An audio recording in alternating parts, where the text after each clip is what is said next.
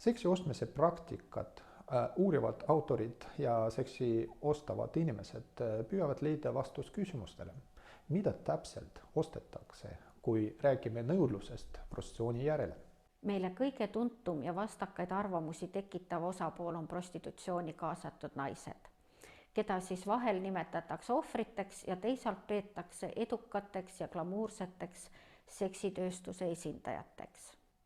Seksi ostmist kirjeldavate kahtlustatavate või tunnistajate elu võib peale avalikku kohtuistungit olla pea peale pööratud, mõjutades negatiivselt nende mainet ja isiklikku elukorraldust.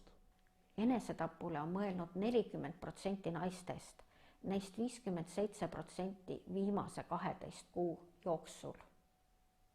Teisest küljest ütles umbes kolmandik aktiivsetest ostjatest, et soovivad nad seksi ostmisest loobuda.